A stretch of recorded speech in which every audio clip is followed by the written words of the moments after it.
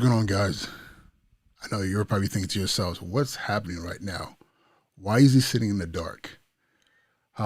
So tonight for Teacher Tech Talk, I'm going to be sharing with you my new lighting setup, and also teach you something about lighting, a little more details. For some people, this might be overkill, but I really believe that outside of audio, lighting is so important before you even talk about video. So I'm going to show you a little strategy here on how to, upgrade your lighting. And it can be done cheaply, but this is a way you can do it that's effective. All right, so with that being said, let's start.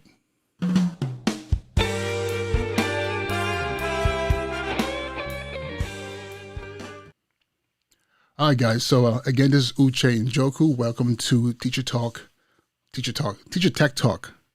And so we're going to be talking about lighting tonight. So first of all, I'm excited to share with you my new lighting setup.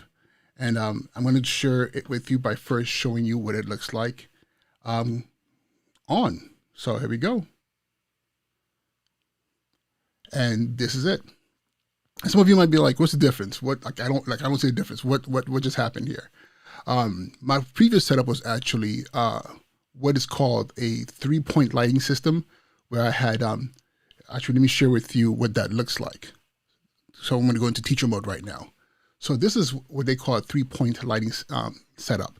I learned that in film school. For those of you who don't know, I am a high school principal, but undergrad I studied film and film studies actually. And one of the things you teach you in film off the bat is that film and photography is all about painting with light.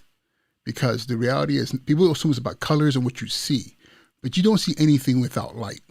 So if you think about it, the absence of light is darkness. If there's darkness, you see absolutely nothing. For example, right now, beyond the lights in the background, the accidental lights I have in the background, you can't see me. You need light to see me. So that's why before video, you need to have great lighting. Great lighting, at least decent lighting, will make any video look pretty good, at least better than worse. And so tonight I'm going to share with you a little bit of knowledge around the concept of 3-point lighting. So what 3-point lighting does in here is, like, for right up front, in front of the image here, you're going to see a camera. Let me make sure first of all you guys can even see what I'm seeing. Hold up here. Mr. Mental Credit Jams. Good evening. I see you're driving. Drive safe. Hopefully you can get something out of this, even though this is going to be a very visual situation here. But, thank you so much for being here. Appreciate you, brother. Be safe. Let me see right here. Let me go ahead and... All right, so I just want to make sure that I can see what you guys are seeing. So here, right in this image here, you have a 3-point lighting system. Right in front of the person, you have a camera, and it's the same setup. Right here in front of me, there's a camera right here in front of me. Then you have what's called your key light, your main light that's lighting you. So in my situation right now, my main light is right up here, this way. And I'm going to show you what these. I'm going to show you what it actually looks like. Then I have. And your key light is your main light. That's the key light. It's what's lighting you up. In most situations, your key light could be your only lights. In some cases, if you only have one light set up, then that's your key light. Then you have a fill light. And what a fill light is, it kind of like balances your light out, because with a key light, you might have what's considered like a shadow. So I'm going to show you real quick what this looks like with just my key light. So with my key light, this is what it looks like. Still pretty decent. Pretty decent. With my new lighting setup, I can increase the light. So if I increase the light, let me see here. This can do the job. In a lot of situations, a lot of YouTubers, a lot of content creators, usually a lot of people use one light. And this is what this is. This is my key light, my main light. But you can see it's kind of harsh, I'm going to take it down a little bit to where it was before. And right here, it's decent, it's kind of, I feel like it's kind of a mood setter. It looks like, I'm about to sing some R&B right here, right now. So that's what's happening with my key light. But with the key light here, you can see there's a little shadow on this side of my face. So it's kind of dramatic, but this might not be the effect I want to have if I'm teaching a class. If I'm teaching a bunch of elementary school kids or high school kids or just teaching my students, do I really want this kind of like dramatic, like mysterious look going on? Probably not. So this is where, in this image here, you see the fill light, which is in the image here is on my side is to the left of, and on my end is to the left of the key light. So the fill light kind of fills the light up a little bit more. So in this case, my fill light, my key light, it would be this one right here. So now here's my fill light. So now with my fill light, there's a balance of lighting. It's not harsh, but I still want a little shadow. I still want a little bit shadow, just a little bit, but I don't want it complete dark where it's like where I'm just kind of like in the dark here. So so actually, which side am I talking about? So no, this side. Okay, so this side. So this side is darker than this side. So when I add my fill light, it kind of gives me more balance, and that's your fill light. Now, a lot of people just use two lights. They have they have their key light, and then they have a fill light to give you kind of more balance, so you don't have the dramatic shadows. Another piece of lighting that's very, very important is your backlight. And your backlight, what that does is it kind of like envelops you in light. So your backlight. So what I'm going to do, I'm going to go back to my main camera and show this to you again. Because I know I'll show it to you in this setup here, so you couldn't really probably see as much. It's probably not going to be as dramatic if I show it to you full screen. So I'm going to go back to my full screen image here. Here we go. So here, turn everything off. I start off with my key light. Right, this right here works, right? It's enough lighting, but probably not the best lighting if I'm trying, like, for example, like I tend to do in the daytime because the lighting from my windows is a little too harsh. I just don't like the way it looks. So I tend to use artificial light to kind of envelop me so that I look way more presentable to my students. This right here wouldn't do it for me. The only way I would use just one light and have that be my key light is I would have to increase it. And I'm going to, some of you are like, how are you increasing the light? So the thing is, the lights that I have, the three lights are all from the same company called Elgato. First of all, I'm going to tell you, this video is not being sponsored by them. I don't know them. They don't know me. I'm just a customer, but I love their product. So what you see here on my phone is the app that controls all my lights. And I can control the color temperature of my lights, and I can control the level of my lights. So the great thing about that now is, in this situation, if I only had one light, and I'm like, okay, this is a little too dark, what I can do is I can actually increase it and get enough until it's bright enough for me where I feel like, okay, I'm well lit, and this probably could do really well. And that's just using one light. One of the rules with using lighting, you never want to have lighting right in front of you. You want to kind of like have it offset. So in my case, I have it offset to the right of me, so that it kind of like accentuates the features. So I'm not like washed out in the light. It kind of gives me shadows. Shadows kind of like humanize you and gives you a little bit more depth in film and photography. So and again, if you're streaming and you're teaching remotely, you're now in video. You're like an actor, So you want to be presentable, and you want to create a sense of I don't know, that realistic feel, that you get when you watch a video, So, but in my case, I think this is too harsh. So that's why I like 3-point lighting systems. But what it does, it allows me to now add my no, wrong light. Allows me to add my fill light. Now it gives me balance. So here, both lights are hitting me. This light here has me on this side. There's a little shadow on this side, but I like that shadow because it just kind of creates a more dramatic effect. The light is coming this way. That's my key light. Then I have a fill light coming over here, like I showed you in the image. So you have that fill light coming this way, and here I am, And a lot of people always ask me how you get the blurry background. It has to do with lenses, the lens on the camera. I have a wide angle lens, and it's a quick lens. I think this is a f2.8. So I'm definitely going to do a video explaining lenses and all that, and that's a little bit more complicated. It's one of those things where I know it in my head, but I have to like map it out so I can explain it in the most basic of ways. Because a lot of you, I'm pretty sure if you've ever tried to find out about lenses online, it's almost like you have to have a PhD. So a lot of mine has been from trial and error. So that's my understanding. So I'll do a video about that. But in this case right now, lighting wise, I'm well lit. One of the things that I had a professor tell me about lighting is this.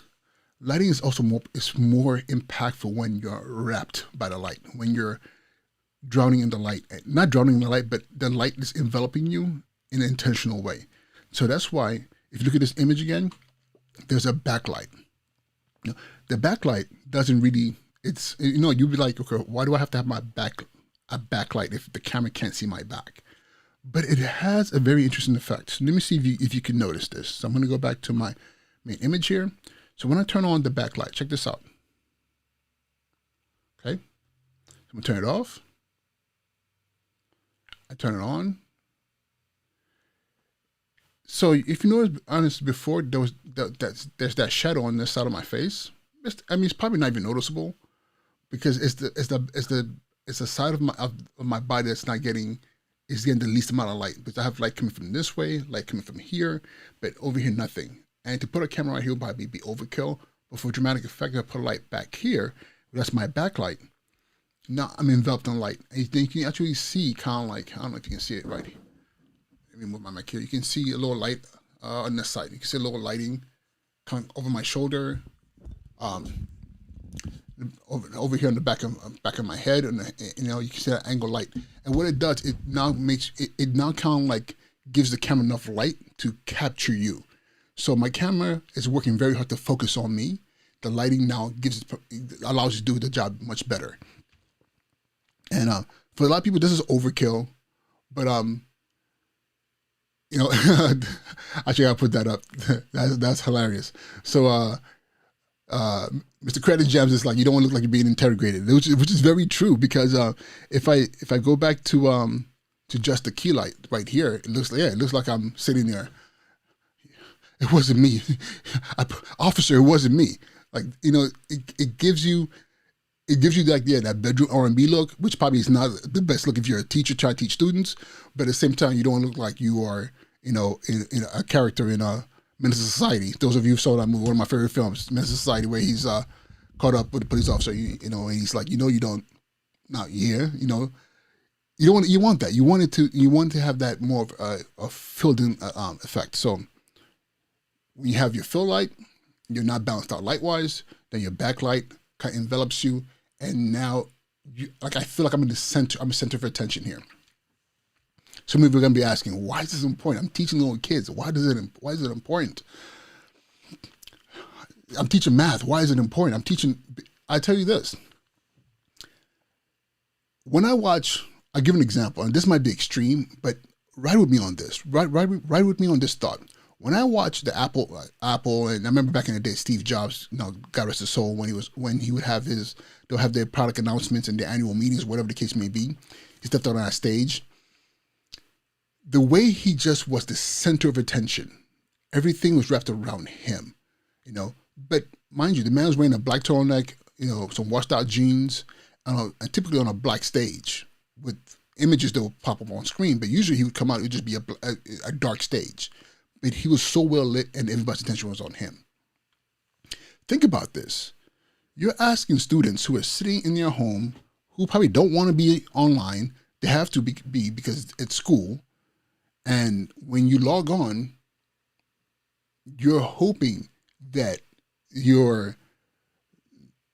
whatever it came on your laptop, whatever lighting you have in your room, is enough for them to focus on you.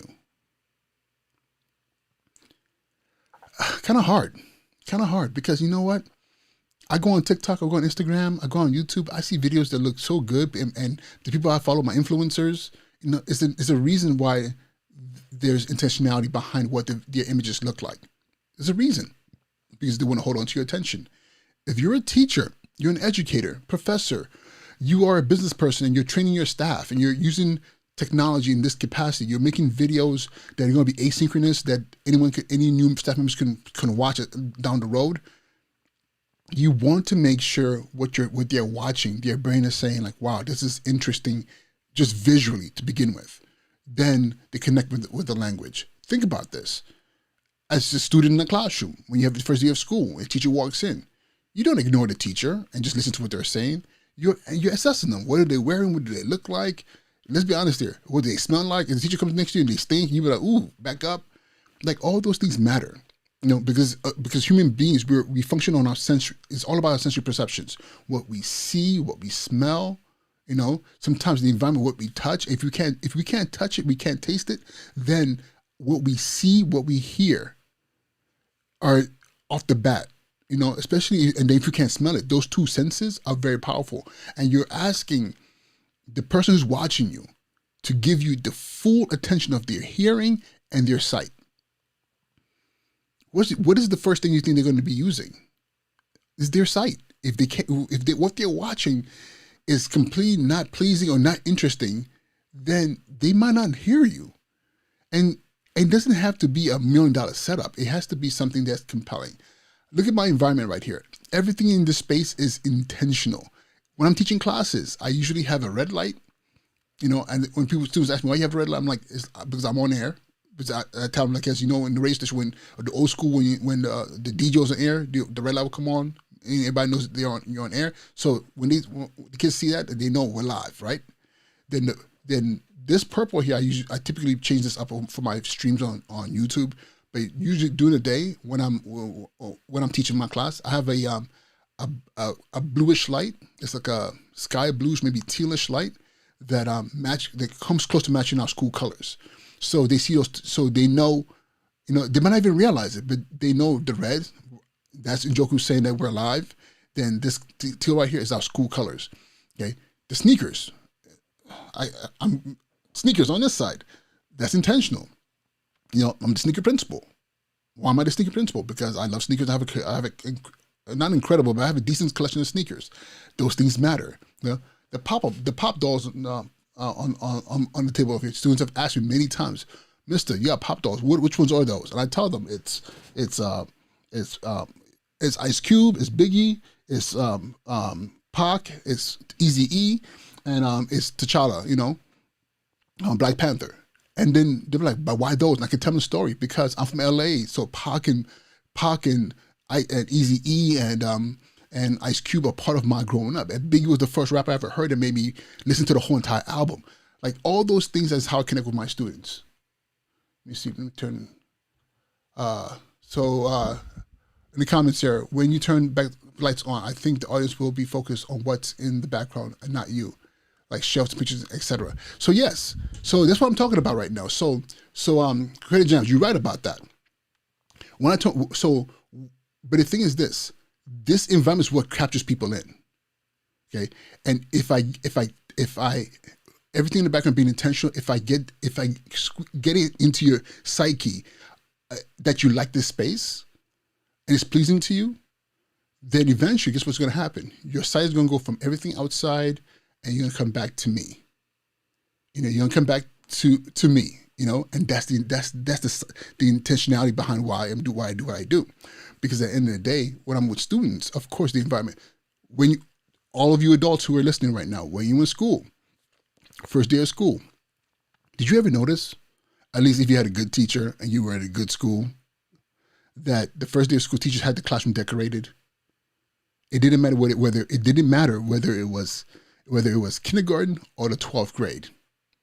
Teachers would put borders around the bulletin boards. Everything was arranged. Things were labeled. The bookshelves were labeled. Everything was labeled. But why? That the bookshelves of books, that's the classroom library, right? Do you have to have a sign that says library on there? Because the bookshelves of books have been in the library since kindergarten, right? The bulletin board. Do you have to have bulletin board on there? Do you have to tell me what it is? All those things are intentional. Because what it does, it grabs your attention and labels the space for you. Then you become comfortable with the space. And that's the thing. When you're making videos, it's probably a good idea to have a space that is already set up for that purpose of you teaching your class. Because then the students become comfortable with knowing, oh, it's time for class, and this is our class space. Yes, my students will never be physically in this space. They will never be physically in this space. But this space will always be in their space when they turn their computer on, and they're used to it. And now once I have their attention, it's my responsibility now to make sure that my content, what I'm teaching, keeps them engaged and they're learning something. Okay. Again, how did I start this video this evening? I started off by doing this, and there was intentionality behind it. It was just like this. And why did I have the lights? Because I could have had this room completely dark, but I had to understand that if I had it completely dark, somebody might log on and be like, wait a minute, I can hear him, I can't see anything, so probably the video is messed up, so I'm going to go somewhere else. But the lighting makes you think like, what's going on? Then from there, if I turn everything on, then bam, now you're interested. Now you're like, oh, those sneakers, I never noticed them before. That's on the shelf, I don't even notice again. But if I'm talking, I'm pulling you in, and I'm telling you what's happening, eventually you now settle into what I'm being taught. And Credit Gems, you're right about that. Environment helps bring out characteristics in you and others. Very, very important. It's essential, because at the end of the day, this space is not only created for my students and my audience, but it says a lot about who I am as well. And teachers do it in classrooms all the time. I don't know any teacher who doesn't set up their classroom and put a little bit of themselves in that space. It might be a picture from a vacation. It could be their rock collection, or something's always in the classroom that says to the students, this is who I am. I'm human. I have things these are things that I enjoy, these are things that I love, and I'm sharing this with you because I want you to feel comfortable in this space. And with time, this will be our space. And that's the same thing. And again, going back to lighting is a major part of it. Okay. Like in this case, let me show you. Actually, let me go ahead and show you the lights itself, and I will continue talking. So again, this is my lighting setup right here. So I'm using my my GoPro Hero 7. Let me see if I can switch that over. So that's my GoPro right there. So you can see my setup here. So for example, I'm very clear that not everybody's going to go out there and build what I built here, because this right here is ridiculous, But I do more than just teach. I also create video content and I stream and everything else. So this makes sense for me. But if all you have is just a laptop, and this is a MacBook Pro, and a lot of people have MacBook Airs or whatever PC you might have, this is what typical teacher will have at home. They were given is exactly this. But if I just use the camera on here, the cameras on laptops are not that great. In my school, I went ahead and ordered the Logitech Brios, the 4K cameras for all the teachers who wanted them. And we showed them how to use it. They could go home, plug it in, download the software, and off the back they're going to get HD 4K video. And people might ask, why would you do that? Teachers already have laptops. Because I recognize how important it is for my students when you're watching the video to get good quality. Because their brains have been conditioned to great quality video. So why would you teach them with poor quality? But not to make that even work better, your lighting is very, very important. I have, hello, Miss Wins. It's been a while. Miss Wins, Lee Wins says, your space makes people comfortable who can identify with you or the taste. I hope I make sense. Yes, you're very right. You're very right. Like for me, my space, real quick, I'm going to jump backwards real quick to share one more thing as well. So, like right here,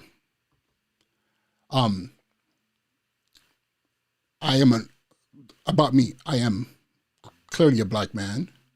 I am a high school principal. I've been a middle school principal, and I've been an elementary school assistant principal. I've been assistant principal across all grades. All my schools, 100% have all been urban schools. I've worked in New York, in the Bronx, in Brooklyn, in Nevada, right in Las Vegas, all urban schools. And I grew up in an urban neighborhood. I went to urban schools myself. I'm a hip hop head, and I'm that age group where I grew up. I was born in the 70s. I was raised in the 80s. Came to my young adulthood in the 90s, became a man in the 2000s. So I've spanned culture and everything else. So this space here tells people like, yeah, I can connect with you, especially if you have urban roots. Maybe I might not be able to connect with you if you're rural, but if you like sneakers, hey, there's something here in common we can talk about. If you like hip hop music, there's something we could talk about as well. If you like Game of Thrones, because I also have my Game of Thrones, thing over here, we could connect. All these things are very, very important because I need my students to feel comfortable with me, and also let them know that I have an eclectic taste, and it's a possibility that there's something that they're interested in that I can connect to them as well. So these are the things to think about when you're creating your space, your virtual space, but also when you're creating your classroom as a teacher.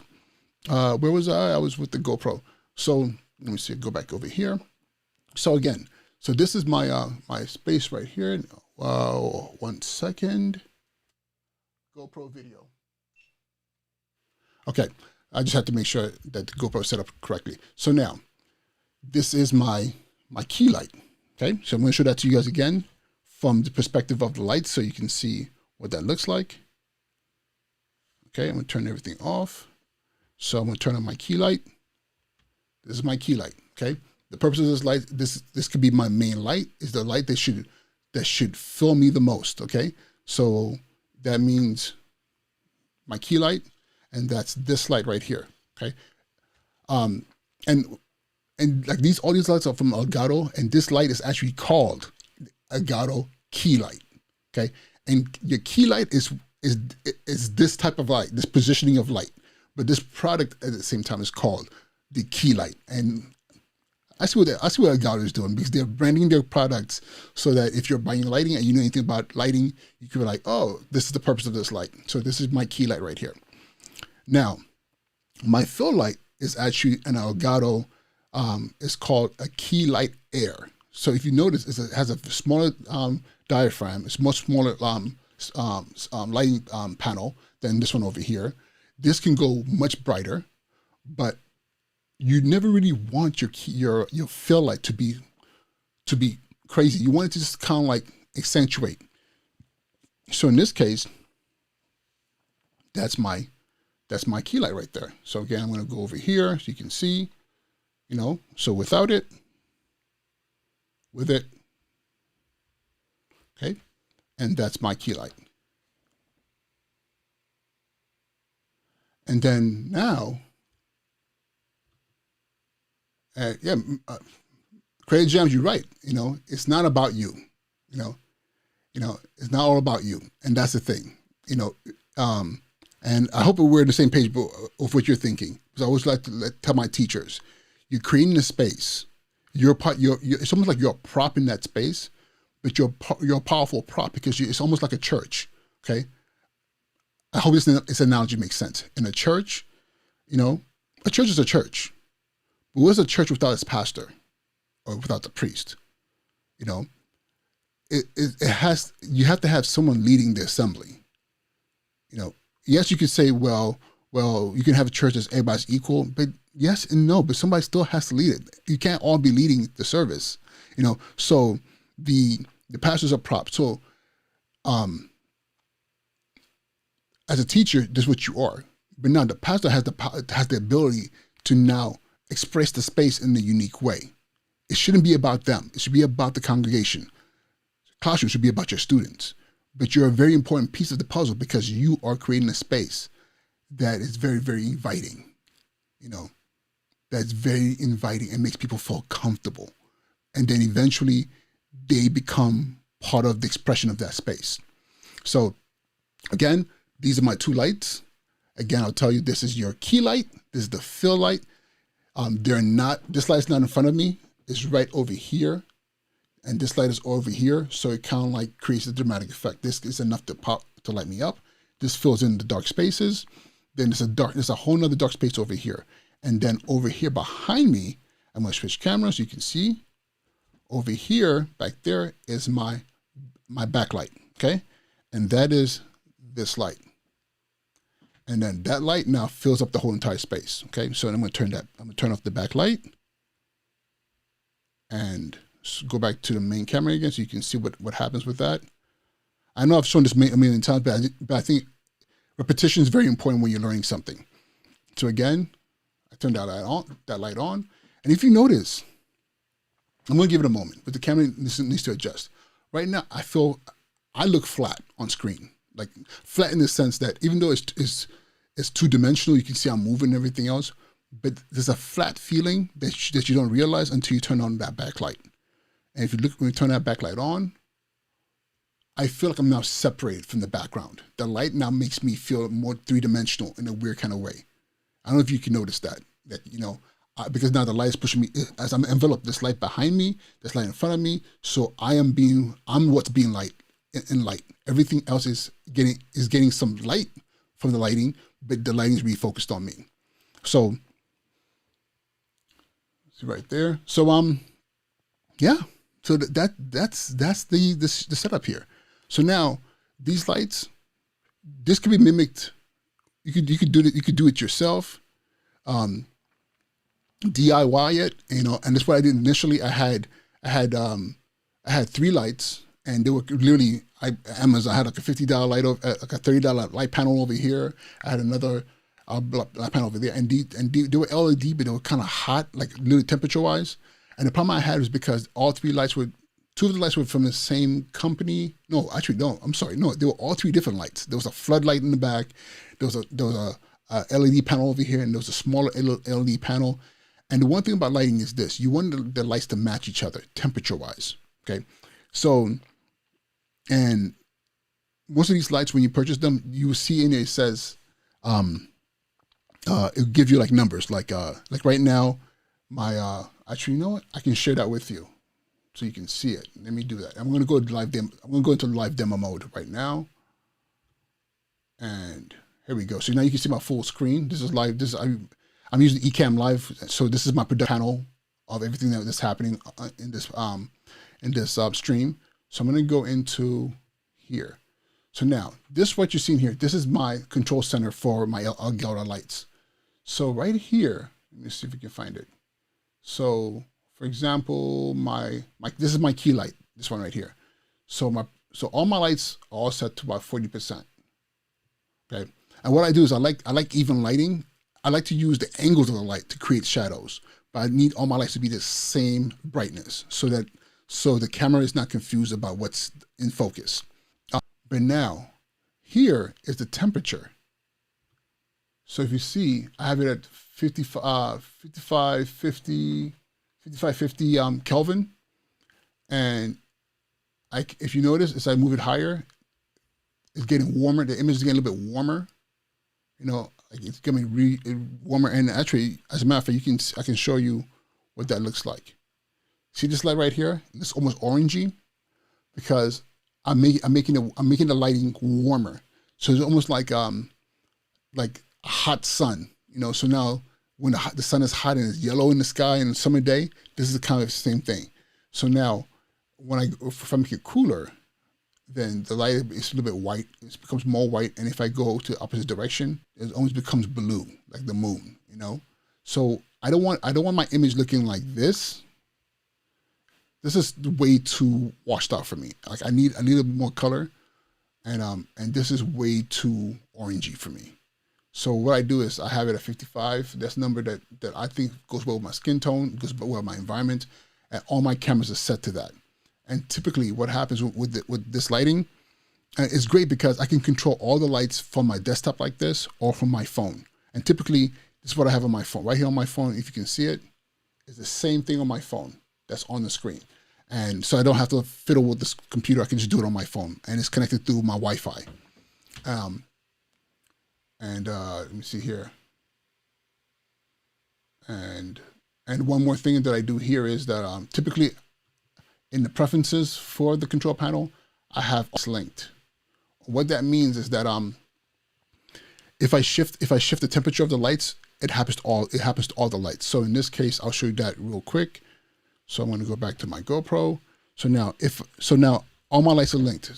So for this video, I unlinked them so that I can control each light, you know, individually. But right here, now that they're all linked, if I were to, let's see, what's going on here? Actually, no, I linked it on the, here we go, done. All right, so now they're all linked. So, like for example, I like my temperature at 55.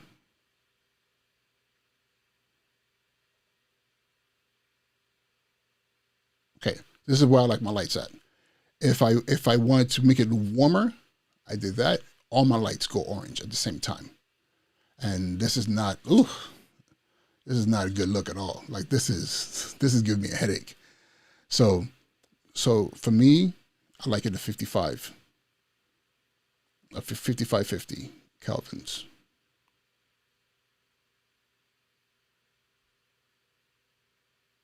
Yeah, so that's it right there. Then of course the level of the light itself at 100% is this completely washed out, you know. But I do mine at 40%, and it took me a while to figure out what number to like the best. And 40% just looks pleasing to the eye. So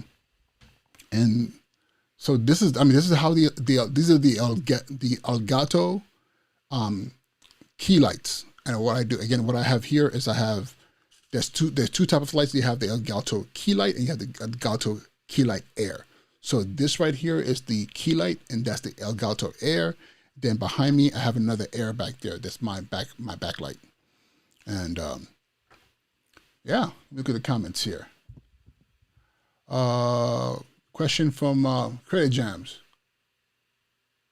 So do those lights push out a lot of heat? Not at all. These are cool to the touch.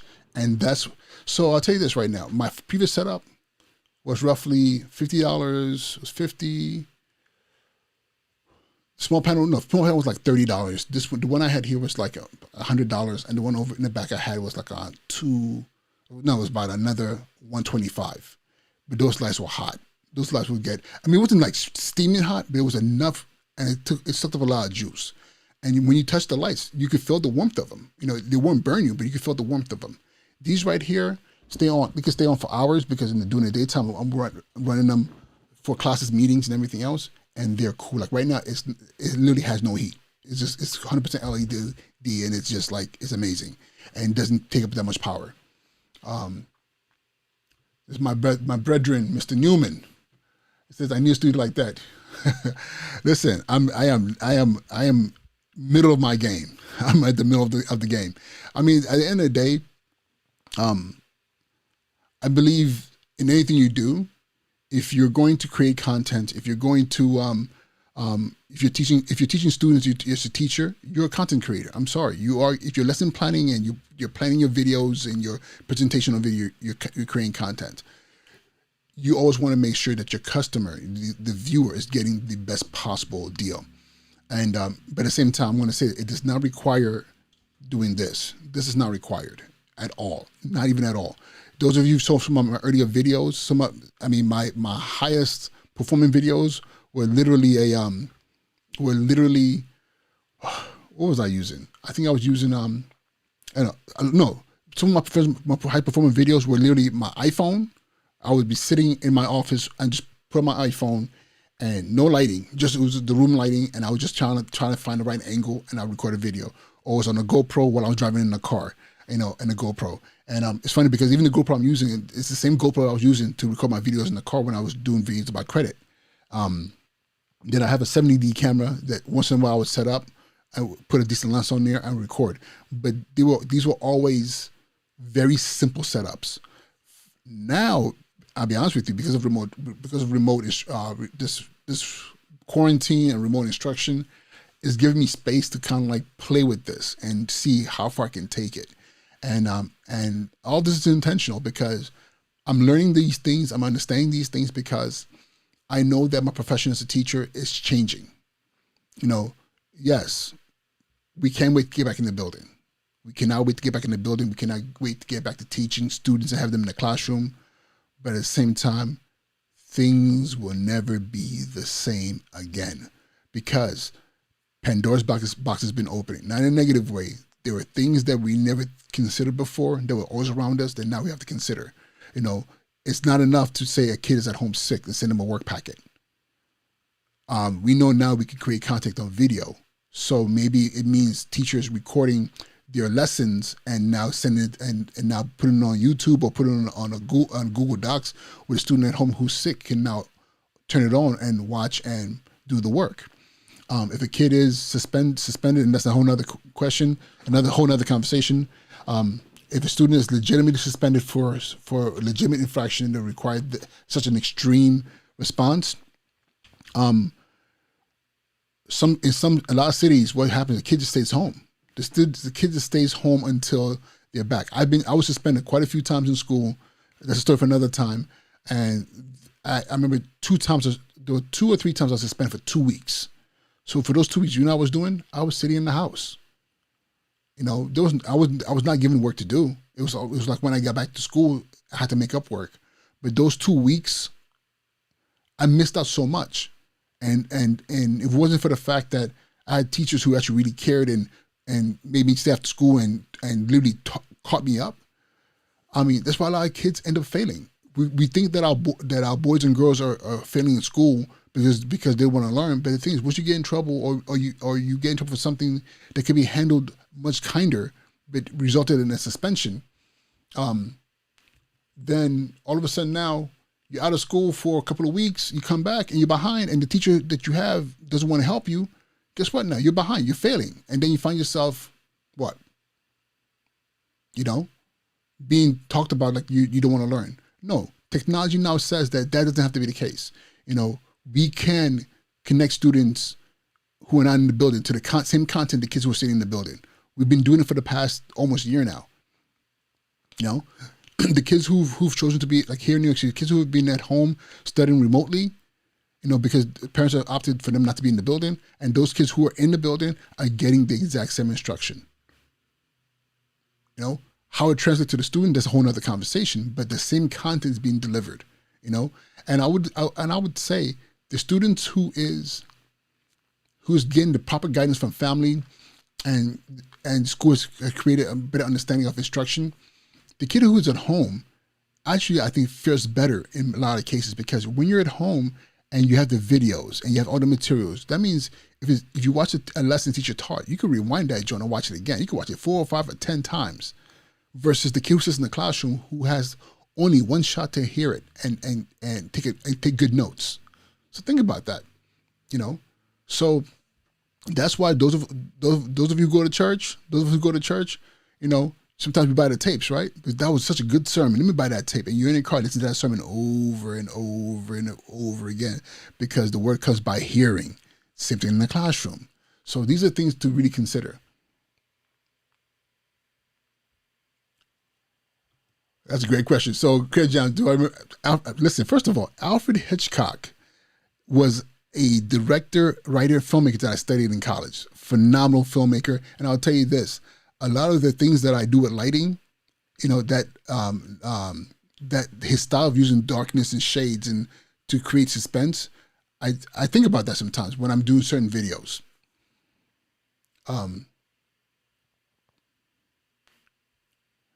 Listen, you're not telling your age. You're telling my age too. You're telling my age too. Alfred Hitchcock was the man. And another favorite of mine is Stanley Kubrick. So I don't know if you know about Stanley Kubrick, The Shining. He did The Shining. He did Eyes Wide Shut. Like that angle of lighting and the way he used this camera to make you always feel uncomfortable. And that's the thing to be very careful with when you're doing lighting. If you have that one light and you're shading yourself in a certain way, you can look kind of creepy, because it almost looks like you're hiding things. So you have to be very careful with your lighting, making sure you're well lit. See here. Lee Wynn says, I definitely agree.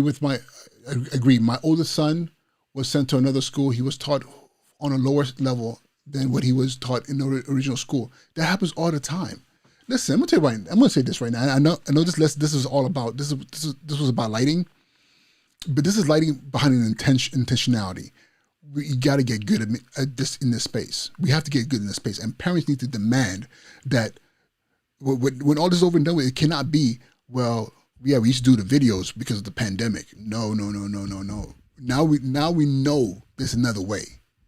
Unfortunately for the pandemic and there's been a lot of pain, a lot of loss during this time, but also there's been a lot of realizations. If companies are now saying, whoa, we don't need to have a pay rent for a $1 billion building for our company, we can just have people work remotely and still be productive. Think about all the people who are has anybody realized during the pandemic, all of a sudden Elon Musk and Jeff Bezos are going neck and neck over who's worth 200 billion? They're making more. They've made more money during the pandemic than they did before the pandemic. How is that possible? If people are not working and things are shut down, how are they still making so much money? Because don't forget, Elon Musk is PayPal. He sold his interest in PayPal, but I guarantee you he sold his company PayPal, which was his first company, but I guarantee you he still has an interest in that company, and he has had a lot of companies. And Jeff Bezos has shown the pandemic has benefited him because guess what? Everybody is ordering stuff on Amazon. So the pandemic has made him very wealthy. Okay, so I say this because if the companies are finding ways to take advantage of this space, and shifting the way they hire and how people work and saving money here and there, why aren't we doing the same thing in education? Why aren't we saying, okay, now how do we make this better? Okay, how do we make sure that no child is ever left out? I'm sorry, if a kid has to go to another school for whatever reason, then if to whatever instruction that we're getting prior to should be the same. There. The other thing too I'm going to say is this, and I might be wrong about this, but I doubt I'm going to be wrong about this. This has also showed us that there's a possibility for superstar teachers to utilize social media in this space to show out what they can do. So what does that mean? If I'm a student sitting in a school in the hood and I want to take calculus, I'm ready to take calculus, but my school does not offer calculus. But there's a great teacher who teaches calculus cross town or cross county, and if we use this technology, that teacher can teach. I can jump into that teacher's class remotely, or take the classes asynchronously, meaning the teacher creates videos and puts the assignments up, and I can do the assignment sent to that teacher via email and get credit for it, because do I need to really be in front of that teacher in the same space? Which now we've proved that's not the case. If you're watching this video right now, I'm hoping you're learning something from me. You didn't have to sit in the classroom. You didn't have to sit in a seminar with me. I'm just talking from my house in New York, and wherever you are in the country, Creative Jams, you're on the road. You're hearing me, and this is why this technology, we need to master it for education. We have to make sure that we do what's best for our kids by making sure that this right here, this space, that we're taking all the good from this space that's occurred and making sure it's in our schools for our kids. And again, a big part of that is making sure that we're creating quality videos so we catch their attention. So once we catch their attention, they feel comfortable in this space. Then from that point forward, now we can teach them. But we have to respect the fact that that our students' attention is valuable. That's what we're fighting for. It's valuable. So we have to do everything in our power to maintain that a hold of their attention. Because trust me, everybody's trying to do it. Commercials on TV, YouTube and TikTok and Instagram, all these spaces is all a battle for attention. And as educators, we're in the same space as well. Parents, we're in the same space as well. Aunties, uncles, community, we're in the same space as well. So yeah, that's it. I thought this video was going to be like 30 minutes long. I didn't know it was going to go this deep, but this is why I like going live. This is why I like being in the spaces, because the conversations and the energy you guys give me is powerful, because it makes me know that there are people out there who are thinking the same lines that I'm thinking, and this is what we need to do. Especially, I'm going to put it out there, I'm going to say it, especially for Black and brown folk. We already know our schools typically around the country are struggling. Our kids are struggling, and it's not because they're not intelligent. It's not because they're not intelligent. It's because we haven't had a very clear, strong conversation of what we need to do to really shift the game to really support their development. And I think this pandemic has allowed us to see there's a lot more possibilities. The question now is, what are we going to do about it?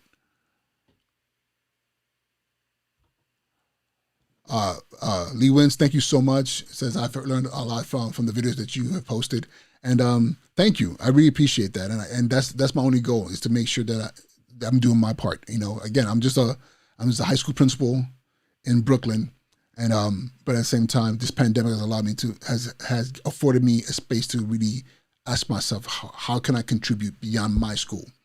This is what my students see. I teach during the pandemic, because of for many reasons, I've been teaching a film class, and this is what my students see, and it's what I show when I'm in meetings with my teachers, this is what they see, and I've seen a lot of my teachers upgrade their backgrounds and everything else, and because they're like, okay, wait a minute, we got to step up our game, because we're doing this for our kids. So yeah, so that's it, guys. It is 11:20 here in the East Coast, and I need to get my butt to sleep because I gotta be up nice and early. I gotta be up by 5, so I can get myself ready for another day. So I want to thank you all so much for just affording me this time to be in your space. I really appreciate that. Do me a huge favor. Please subscribe, hit the notification bell, share this content with other people. If you come across my video, just share it with somebody else.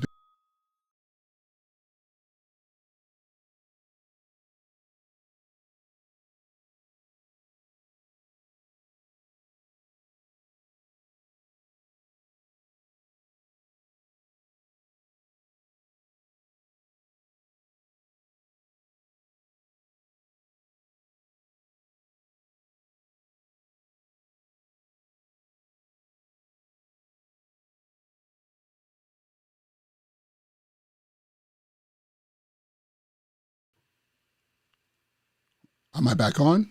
Okay, sorry about that. I don't know what happened. So hopefully, okay, I don't know how much you guys missed. So I was just saying, after I was done with the please subscribe and share this content. Thank you so much, Lee Wentz, for letting me know that the sound went off. I was just inviting everybody to join me on Thursdays. Monday nights, I talk about technology, and that's the focus in this space, to give tools and techniques to teachers and family members and whoever who's interested in knowing these things. And then what I do is on Thursday nights, I have family talk, where it's we talk about things having to do with families and how do we, and still on education, but even expanding that. Like, whenever my sister Ken, she joins me, she's a psychiatric clinician who talks about mental health wellness, and then also sometimes I might share tips and tricks to help your students with your children with your learning at home and things of that nature. Then of course Saturdays at 10 o'clock, and so during the weekdays it's at 10:30. Then Saturdays on 10 o'clock I have my podcast, the Sneaker Principle Podcast. I'll have guests or I just talk about what's happening today and my concerns or whatever the case is. It's just me just talking. So please join me on those nights, and I really appreciate y'all. Thank you again for being with me and riding with me tonight. And I will see you guys soon. Be well, be safe. And that's pretty much it. All right, y'all. Peace.